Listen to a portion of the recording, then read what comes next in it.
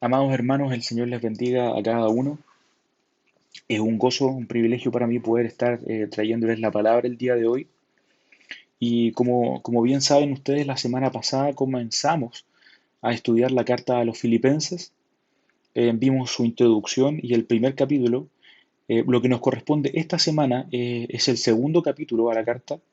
Y así sucesivamente seguirán otros hermanos también analizando y presentándoles cada capítulo hasta completar la carta.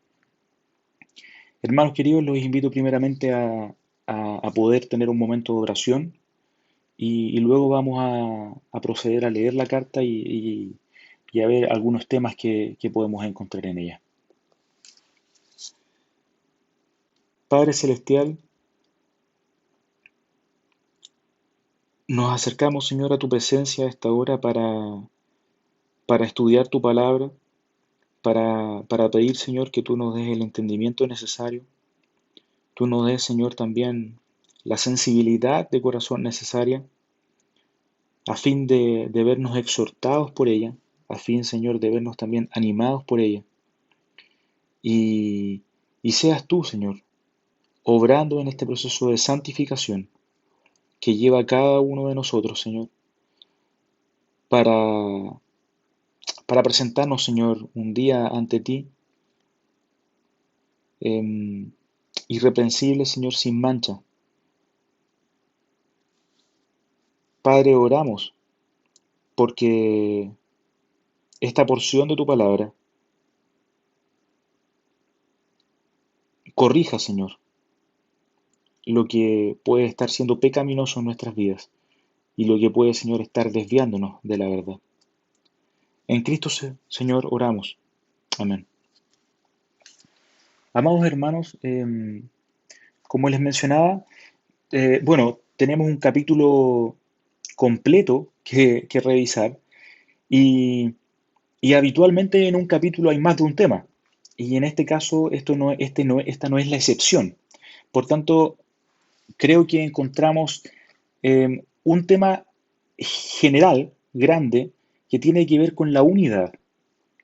Y en torno a ese tema vamos a estar, que es un poco más grande, lo que engloba quizás el capítulo 2, vamos a estar desarrollando tres puntos de los cuales cada uno pudiera dar para un estudio propio. Pero, pero ese no es el caso, así que pretendo hacerlo con claridad y en la gracia del Señor podamos entenderlo y podamos vernos exhortados por él. Vamos a analizar, como les digo, tres títulos. El primero tiene que ver con la unidad. El segundo, mis hermanos, tiene que ver con, con la luz que debe brillar. Y el tercer y último, antes de finalizar, tiene que ver con ejemplos dignos de ser imitados. Mis hermanos, no voy a leer por completo. Espero que ustedes primeramente puedan leer por completo el capítulo número 2. Pero sin embargo yo voy a leer en base a los temas que voy a ir tratando. El primero tiene que ver entonces con la unidad. Por tanto, si hay alguna consolación en Cristo, si algún consuelo de amor, si alguna comunión del Espíritu, si algún afecto entrañable, si alguna misericordia, completad mi gozo sintiendo lo mismo, teniendo el mismo amor unánimes, sintiendo una misma cosa. Nada hagáis por contienda o por vanagloria, antes bien con humildad, estimando cada uno a los demás como superiores a él mismo, no mirando cada uno por lo suyo propio, sino cada cual también por lo de los otros. Aquí nos vamos a detener, primeramente. Y es interesante, mis hermanos, primeramente destacar en estos cuatro primeros versículos que Pablo, pese a ser esta una carta de gozo, comienza a tratar un tema que pudiera estar atentando contra la unidad de la iglesia. Es como una especie de reprensión o de advertencia que empieza a hacer Pablo a estos filipenses de tal manera que cuiden la unidad. Por eso es que el tema que les digo que recorre este capítulo es la unidad.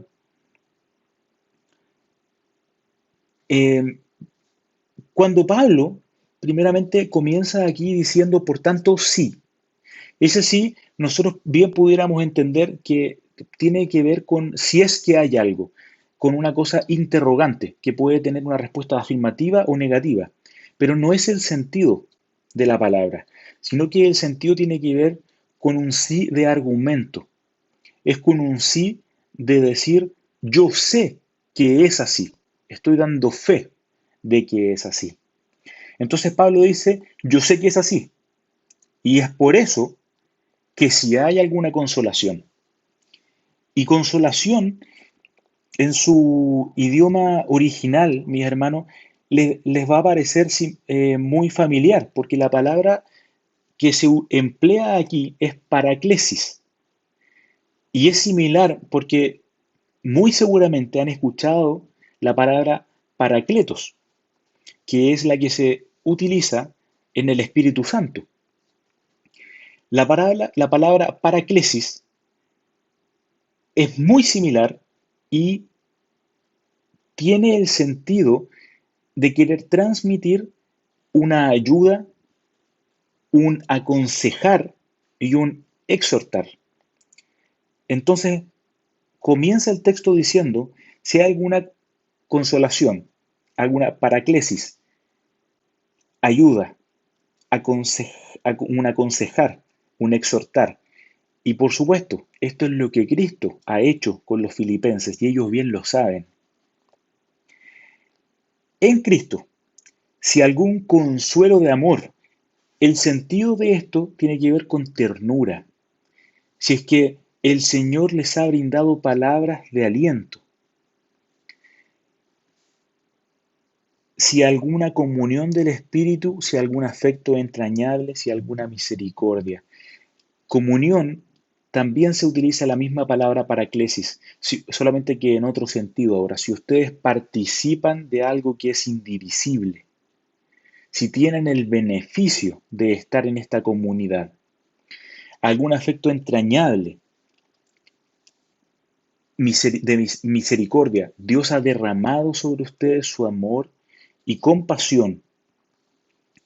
Vamos de nuevo. Si hay alguna consolación, si es que se han visto aconsejados, ayudados, exhortados por Cristo, si es que hay algún consuelo de amor, si se han sentido esta ternura por parte de Cristo, estas palabras de aliento que el Señor les brinda. Si es que si han experimentado algún afecto entrañable, alguna misericordia, si es que Dios ha derramado sobre ustedes su amor y compasión. Por eso es que comienza hablando con un sí, porque todos estos son hechos que los filipenses bien saben que han experimentado.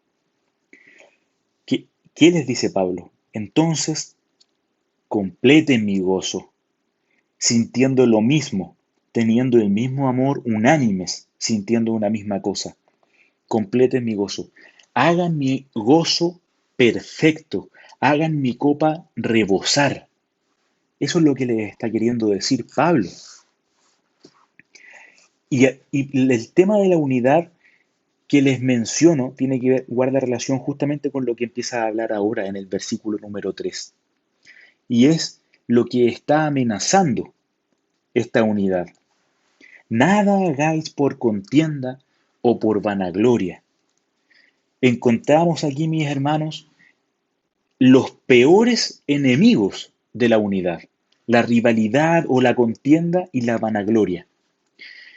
El orgullo nos lleva a discutir con otros, a intimidar a otros, a ponerles el pie encima, cosas que pasan en nuestra vida que atentan directamente contra lo que el Señor quiere de nosotros.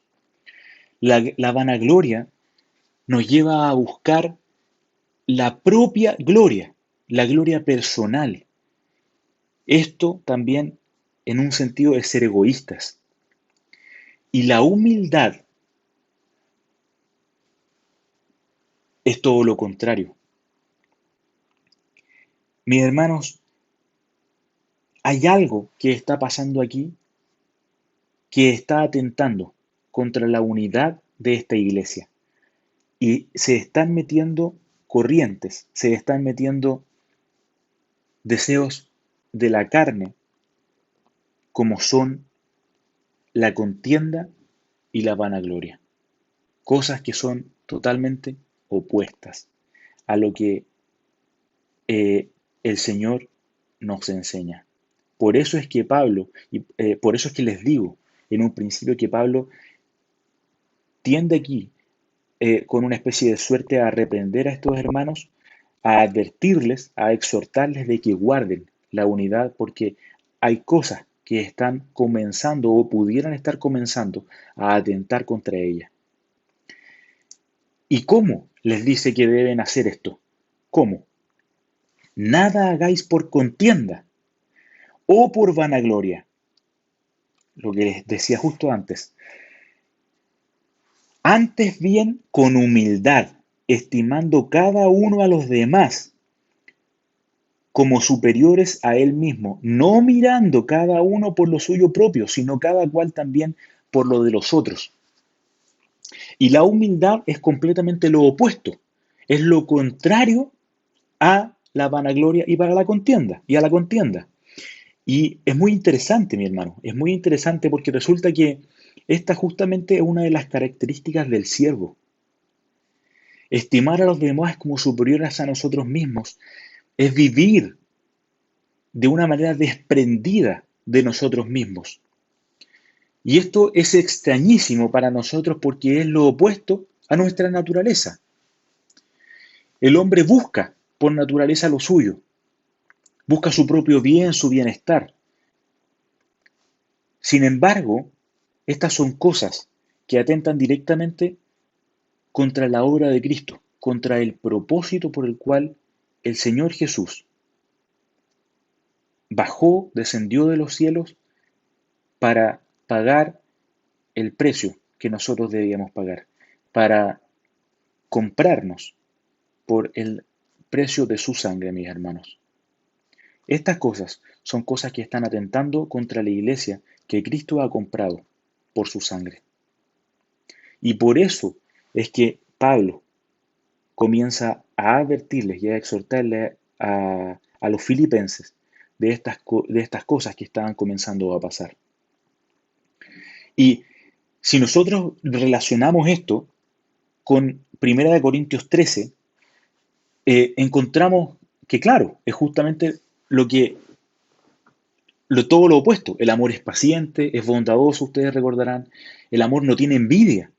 El amor no es jactancioso, no es arrogante, no se porta de manera indecorosa, no busca lo suyo, no se irrita, no toma en cuenta el mal recibido, no se regocija de la injusticia, sino que se alegra con la verdad, todo lo sufre, todo lo cree, todo lo espera, todo lo soporta. Eso, esa característica es la que debe guardar la iglesia de Filipenses para combatir contra lo que está atentando a la unidad de la iglesia. No se puede disfrutar de una paz como puede ser esta de la iglesia sin humildad, mi hermano, sin humildad. ¿Y qué es lo que hace Pablo ahora? Muy astutamente. ¿Qué es lo que hace Pablo? Les está diciendo ahora, Pablo, les pone el ejemplo de Cristo, del versículo 5 al 11. Voy a leer. Haya pues en vosotros este sentir que hubo también en Cristo Jesús, el cual siendo en forma de Dios no estimó el ser igual a Dios como cosa a que aferrarse, sino que se despojó a sí mismo tomando forma de siervo, hecho semejante a los hombres, y estando en la condición de hombre se humilló a sí mismo, haciéndose obediente hasta la muerte y muerte de cruz, por lo cual Dios también le exaltó hasta lo sumo y le dio un nombre que es sobre todo nombre, para que en el nombre de Jesús se doble toda rodilla de los que están en los cielos y en la tierra y debajo de la tierra, y toda lengua confiese que Jesucristo es el Señor, para gloria de Dios Padre, siendo Dios mismo en la gloria misma, voluntariamente renunció a su derecho de ser dignamente servido por ángeles y vino a tomar una forma de hombre. Lo que quisiera mencionar aquí, mis hermanos, es el ejemplo de Cristo como siervo humilde. Recuerde que lo que estamos analizando, lo que estamos viendo, que recorre este segundo capítulo, es la unidad. Y el ejemplo de Cristo tiene aquí el propósito de mostrar justamente su humildad, siendo eternamente glorioso, y Dios mismo le ha placido humillarse a sí mismo para tomar una forma de hombre y vivir una vida de humillaciones, con tal de entregar esta vida en propiciación por nuestros pecados. Este ejemplo es el que los filipenses deben seguir ahora. Este ejemplo de humildad, que es todo lo contrario, mi hermano, a lo que están comenzando a hacer. Luego el texto nos dice también que, que, que Cristo es igual a Dios. Y lo que quiere decir esto, lo que quiere representar, es que Cristo es exactamente Dios. La palabra isos quiere decir, en el griego quiere decir que cuando compara dos cosas que son exactamente iguales en tamaño, en cantidad, en cualidad, en carácter. Cristo es Dios encarnado. Y bien lo sabían, perdón, bien lo sabían eh, estos, estos filipenses. Y la gran mayoría entendía que era así. Por ejemplo, recordará usted cuando la escritura habla de entonces por esta causa los judíos aún más preocupaban matarle, porque no solo violaba el día de reposo, cuando él estaba haciendo un milagro en días de reposo, sino que también llamaba a Dios su propio Padre. ¿Y ellos qué entendían? Entonces entendían que Cristo, que Jesús, se estaba haciendo igual a Dios. Entonces, ¿qué tenemos? Tenemos a este Dios completamente glorioso que desciende de los cielos para tomar esta condición de hombre, renunciando a todos sus derechos de ser dignamente servido por los ángeles mismos, por venir a dar la vida por ti y por mí. Eso es el ejemplo de Cristo, mi hermano. Cosa que los filipenses, cosas que tú y yo muchas veces caemos hoy en día buscando glorias pequeñas, temporales, siendo ladrones de gloria, como conversamos en algún momento. Y, y por eso Pablo pone este gran ejemplo que es el de Cristo, como ejemplo máximo de humildad. El texto también nos dice que no estimó como cosa a que aferrarse. Y la idea de esto también es importante eh, y nos puede ayudar a entender un poco más, porque este término en el contexto se utilizaba principalmente cuando un ladrón, cuando un hurtador robaba algo, se apoderaba de este algo y se apropiaba de ello. Tome en cuenta ese sentido, el de apropiarse de algo. ¿Qué fue lo que hizo Cristo? Cristo no robó nada, no robó nada, porque es Dios. Él no robó nada.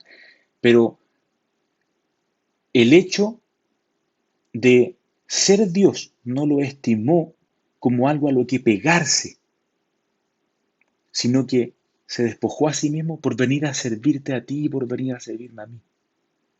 Esa es la idea de lo que tenemos que rescatar aquí, que viene en la línea de lo que tiene que ver con la humildad, que es lo que Pablo está comenzando a, a alertar a estos filipenses. Y luego de todo este ejemplo, eh, máximo de humildad, que es el primer título por el que quisiera que pasáramos, nos preguntamos de manera natural entonces cómo cuidamos la unidad. Y me gustaría plantear algunas preguntas, mis hermanos. Si es que algún hermano ha pecado contra ti, perdónale hasta tu último aliento. 70 veces 7. Perdónale porque Cristo te ha perdonado a ti mucho más de lo que tú pudieras perdonarle.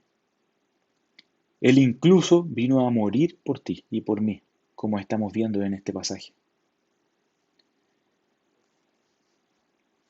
Vela por los intereses de otros, anima a tu hermano, alégrate con sus alegrías, entristécete con su tristeza. Si puedes ayudarle en algo, aumenta su felicidad, haz que sea más alegre. No caigas en hacer categorías espirituales. Varias veces podemos sentirnos más espirituales que otros. Sea esto porque llevamos más tiempo en la iglesia, porque hay oraciones más bonitas, eh, o tantas otras cosas que pudiéramos creer, mis hermanos. Cosas externas que llaman nuestra atención. Pero lo cierto es que quien ha alcanzado algo de humildad no está pendiente de estas cosas, sino que su sentir es como el de Pablo al decir, de los pecadores yo soy el primero. Estas son cosas, mi hermano, que atentan contra la unidad. Siente un profundo gozo por el servicio de cada hermano en tu congregación. Sintamos un profundo gozo por el servicio que puede brindar cada uno de los hermanos, cada uno de nosotros en el Evangelio, en la causa de Cristo, en nuestra Iglesia Gracia Redentora. Ese, mis hermanos, es el primer tema por el que Pablo nos empieza a llevar. Después de eso, encontramos lo que le puse como título, la luz que debe brillar. Y vamos a leer del versículo 12 al versículo número 18. Por tanto, amados míos, como siempre habéis obedecido, no como en mi presencia solamente, sino mucho más ahora en mi ausencia. Ocupaos en vuestra salvación con temor y con temblor. Porque Dios es el que en vosotros produce así el querer como el hacer por su buena voluntad, hacer todo sin murmuraciones y contiendas, para que seáis irreprensibles y sencillos hijos de Dios, sin mancha en medio de una generación maligna y perversa, en medio de la cual resplandecéis como luminares en el mundo, asidos de la palabra de verdad, para que en el día de Cristo yo pueda gloriarme de que no he corrido en vano ni en vano he trabajado, y aunque sea derramado en libación sobre el sacrificio y servicio de vuestra fe, me gozo y regocijo con todos vosotros, y asimismo gozaos y regocijaos también vosotros conmigo. Y tenemos dos cosas que son interesantes aquí, que tantas veces hemos visto. Tenemos dos caminos, por decirlo de alguna manera. Tenemos por un lado eh, el camino que tiene que ver con el hombre, como lo que conocemos la responsabilidad humana, y por el otro lado tenemos lo que es la soberanía de Dios y el que Él haga como quiere, cuando quiere, donde quiere, con quien quiere. Y Pablo, recordemos, tengamos en mente que el tema central que estamos viendo en el capítulo 2 es la unidad. Nos está diciendo, ocupaos, lleven a cabo su proceso de santificación hasta completarlo. Esto es hasta la muerte, con este temor y temblor que produce el hecho de no querer ofender a Dios. Esto es mostrar un respeto por nuestro amado Padre. Ocupaos en vuestra salvación con temor y con temblor. Este es el lado, mi hermano, que tiene que ver con la responsabilidad humana. Este es el lado que tiene que ver con el que yo voy a hacer todo lo que corresponda como si dependiera de mí. Este es el lado en el que yo voy, como dice la palabra, a cortarme un brazo si es que es necesario. Es el lado en el que yo voy a mortificar mi pecado. Es el lado en el que yo me voy a abstener de cosas por no hacerle mal a mi hermano. Es el lado en el que voy a hacer todo como si fuera que dependiese de mí. Pero nuevamente recordemos que el tema tiene que ver con la unidad. Y lo que está acechando aquí, que está arrepentiendo, que está empezando a llamar la atención Pablo, es la vanagloria. Entonces, bien, si es que nos estamos ocupando de nuestra salvación con temor y con temblor en este proceso de santificación, pudiéramos entonces tener cosas de que jactarnos. Y nota al margen, este versículo no tiene que ver con la salvación, habla con la santificación, porque la salvación es algo que tiene que ver exclusivamente con Dios. Aquí estamos hablando de la santificación. Y rápidamente, Pablo pone el otro lado. Dice, porque Dios es el que en vosotros produce el querer como el hacer por su buena voluntad. En estos dos versículos que estamos leyendo, encontramos algo que es misterioso, pero es cierto. Por un lado, el Señor nos llama a ocuparnos, como les digo, pero por el otro lado, nos dice que Él es quien pone la energía, el ánimo, el deseo por cumplir la voluntad, su voluntad. Y con esto no me refiero a temas de salvación, como les estoy diciendo, sino porque sabemos que este proceso es una obra completa que pertenece solo a Jehová y es una obra eterna de Dios, sino que el sentido es de la santificación y estamos llamados a ejercitarnos en la piedad, a morir a nuestra carne, como les estaba diciendo. Estamos llamados a ocuparnos de ella, con temor, con temblor, como dice el texto, sabiendo que no debemos dar ocasión al pecado y que no debemos dar ocasión para gloriarnos, porque es Dios que nos ha brindado el deseo y está obrando en nosotros. Pablo está poniendo un equilibrio aquí, muy, muy sabio. Ocúpate como si dependiera de ti. Haz todo lo que de ti dependa. Pero sabe que todo esto lo pudiste llevar a cabo porque Dios produjo estas cosas en ti. Y ahora encontramos el propósito. Por eso es que como título le he puesto la luz que debe brillar. O como dicen nuestras versiones de Reina Valera, luminares en el mundo. También es un buen título. Los de afuera. Del versículo 14 al versículo 15, estos dos versículos, hace todo sin murmuraciones y contiendas, para el propósito, que seáis irreprensibles y sencillos hijos de Dios sin mancha en medio de una generación malvada y perversa, en medio de la cual resplandecéis como luminares en el mundo. Esto hace que las cosas, esto es hacer las cosas con un corazón genuino y sincero, digno de ser hijos del Dios Altísimo. No hacer las cosas a regañadientes, sino con un gozo y con una pasión. Aquí encontramos el propósito por el cual debemos comportarnos como lo que somos, hijos de Dios. No debemos dar motivos a los incrédulos para que blasfemen contra el nombre de Dios. Esto es para brillar en medio de una generación caída, o más bien, para que la luz de Cristo brille en nosotros, pues somos vasos de barro, mi hermano. Este es el propósito por el que nosotros debemos comportarnos de esta manera. Este es el propósito, mi hermano, para que los de afuera vean lo diferente que hay en nosotros, la luz de Cristo, el Evangelio mismo. Por eso digo, somos vasos de barro, con este tesoro adentro, con este tesoro interno.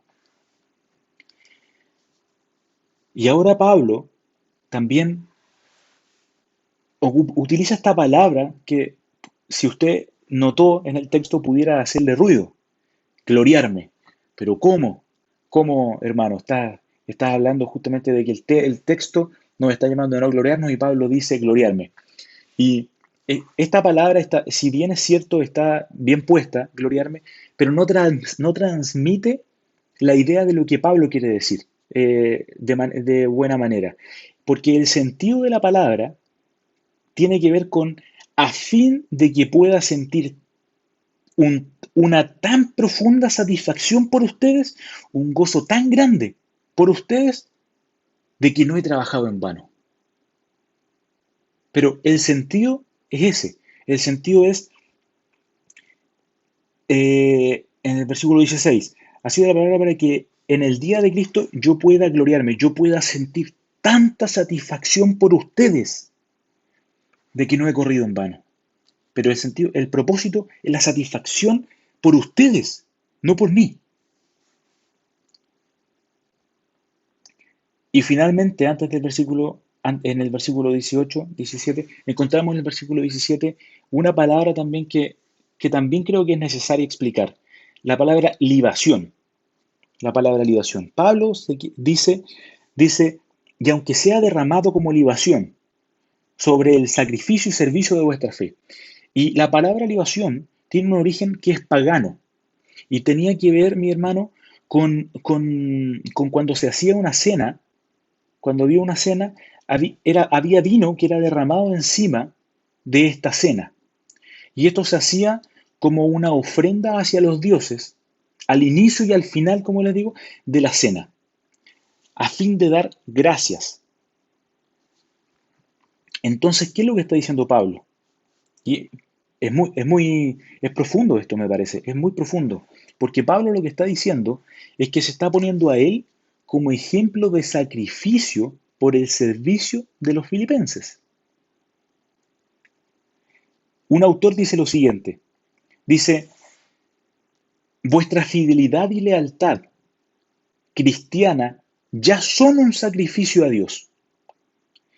Y si a mí me tocara morir por Cristo, estoy dispuesto y contento de que mi vida se derrame como una libación sobre el altar en el que se ofrece vuestro sacrificio, en el que se ofrece, según el texto, vuestra fe. Me gozo y me regocijo con todos vosotros. Se da cuenta cómo Pablo también está expresando de una u otra manera esta humildad en el decir yo me gozo por ustedes, me quiero gozar por ustedes, por vuestra fe, por su trabajo. Ejemplo de humildad. Comenzamos a ver otro ejemplo de humildad después de haber visto este gran ejemplo de humildad que es el de Cristo.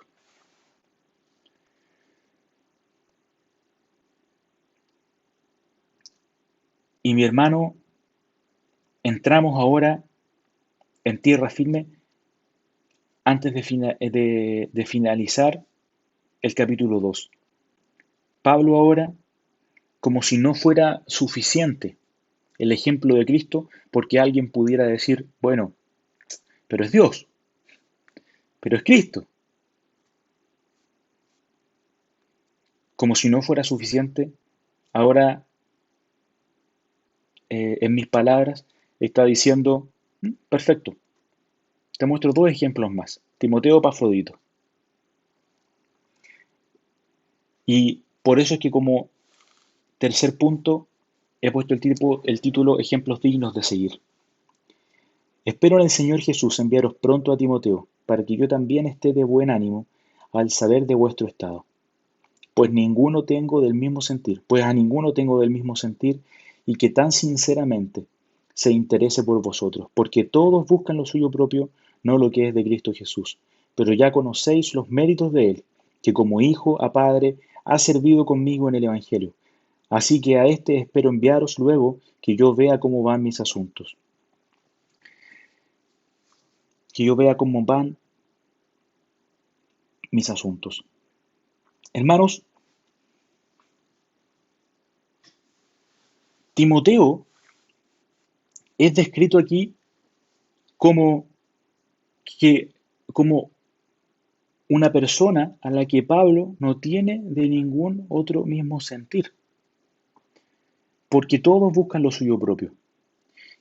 Y si conocemos algo de Pablo, perdón, de Timoteo, como sabemos después también hay cartas que escribe Pablo a Timoteo.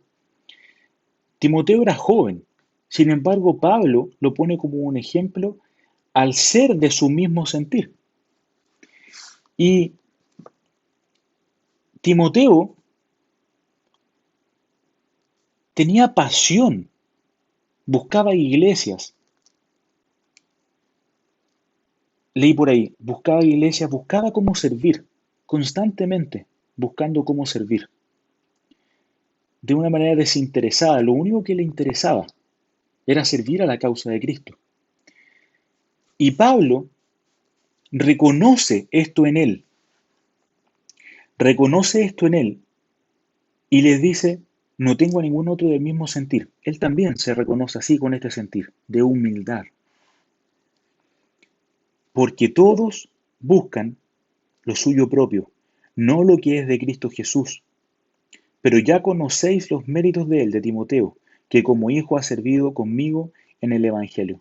Así que espero enviaros luego que yo vea cómo van mis asuntos. Pablo quiere enviar a Timoteo, porque sabe y confía plenamente en él.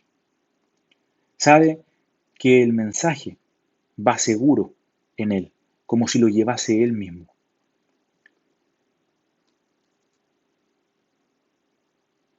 Y veamos, notemos que en este momento Pablo está escribiendo desde la cárcel.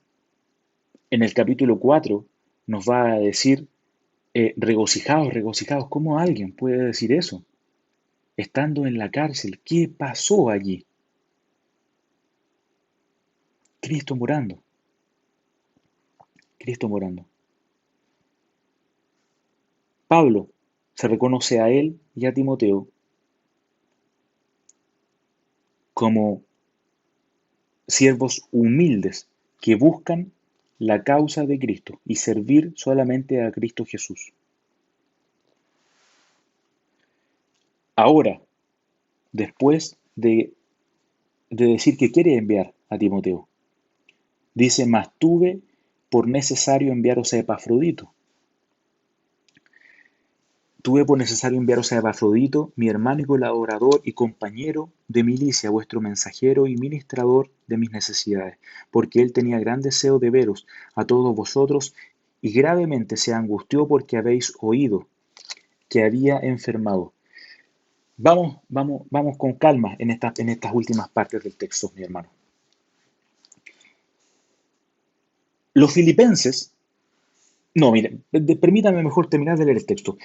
Pues en verdad estuvo enfermo, a punto de morir, pero Dios tuvo misericordia de él, y no solamente de él, sino también de mí, para que yo no tuviese tristeza sobre tristeza, así que le envío con mayor solicitud para que al verle de nuevo os gocéis y yo esté con menos tristeza. Recibidle pues en el Señor con todo gozo y tened en estima a los que son como él, porque por la obra de Cristo estuvo próximo a la muerte, exponiendo su vida para suplir lo que faltaba en vuestro servicio por mí. Los filipenses estaban con Epafrodito. Sin embargo, estaban conscientes y sabían de las necesidades que estaba pasando Pablo en Roma, preso. ¿Qué es lo que hacen los filipenses? Como no podían ir todos ellos, enviaron a un mensajero, enviaron a un representante, Epafrodito. Sabemos que quien está en cárcel, acusado, como es el caso de Pablo en este contexto, quien muestra apoyo por esa persona puede caer también en la cárcel y ser muerto por ello. Epafrodito, con gozo, viaja porque es enviado por los filipenses hasta Roma a servir a Pablo. Vemos dos cosas. Epafrodito arriesgando su vida por la causa del Evangelio. Epafrodito, siervo humilde, dispuesto a servir a otro y arriesgar hasta su propia vida. Filipenses, ejemplo desinteresado. Quizás era más necesario que Epafrodito estuviera con ellos, para justamente ir guardando las cosas que estaban pasando en la iglesia, ir guardando estas cosas que podemos ver después de estas dos mujeres que están comenzando allí a discutir. Sin embargo, humildemente, velando por los intereses de Pablo, velando por su bienestar más bien, envían a Epafrodito para servirle. ¿Y qué pasó? Epafrodito enfermó y estuvo al borde de la muerte. Pablo se enteró de esto. Se enteró de esto y mire lo que estaba en la mente de Pablo.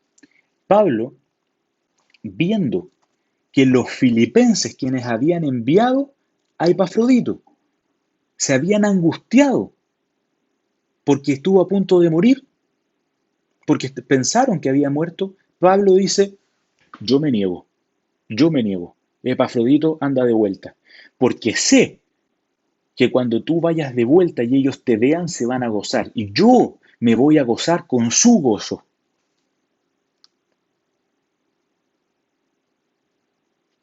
¿Se da cuenta, mi hermano?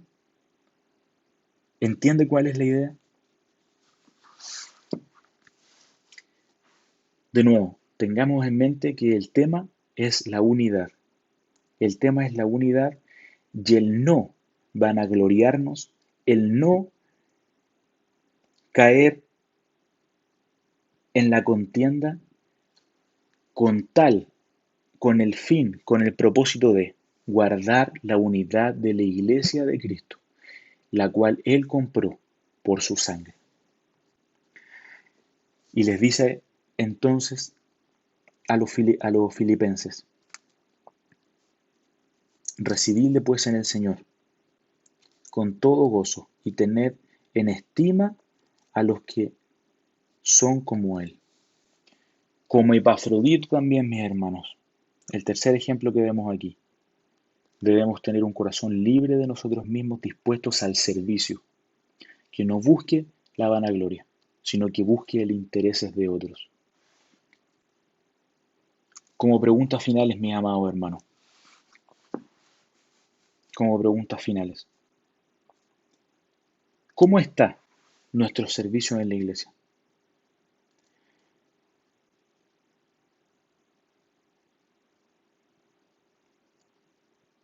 ¿Cómo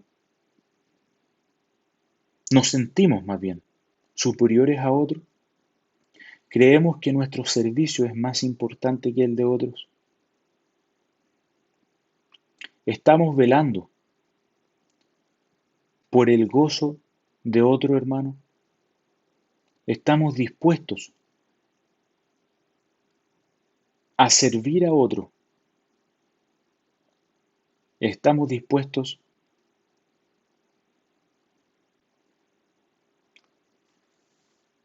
a dejar nuestro corazón de nosotros mismos con tal de mostrar el amor por otro hermano? Queridos miembros, hermanos, amigos, eh, pero principalmente mi iglesia, cuidémonos de estas cosas. El Señor Jesús le ha placido venir a tomar forma de siervo, con tal de pagar el precio de tu maldad y de mi maldad. Ha sido colgado en un madero para recibir sobre él la ira de Dios, lo cual tú y yo debíamos recibir, mostrando un ejemplo sublime de humildad. ¿De qué nos vamos a vanagloriar nosotros? ¿De qué nos vamos a vanagloriar? Si hay algo en lo que nos debemos gloriar, es en la cruz de Cristo. Vamos a orar. Amado Señor, gracias por tu palabra. Gracias, Señor, por exhortarnos y gracias también por animarnos y ponernos, Señor, tu ejemplo junto al de estos siervos. Bendito Dios, cuida la unidad de tu iglesia. Cuídanos, Señor, de nuestros propios deseos carnales que atentan contra la unidad. Padre, ayúdanos a arrepentirnos si es que hay, Padre, camino de perversidad en nosotros, si es que hay pecado, Señor, que atente contra tu iglesia, la cual, Señor, tú has comprado. Bendito Dios, guarda a tu pueblo y pone en nosotros corazones humildes. Quebranta nuestro orgullo, destrózalo y pon, Señor, en nosotros el mismo sentir que hubo en Cristo Jesús. A ti sea toda la honra, toda la gloria, toda la alabanza, Señor, porque tú eres el único de recibirla. En Cristo oramos. Amén. Amén. El Señor te bendiga, amado hermano.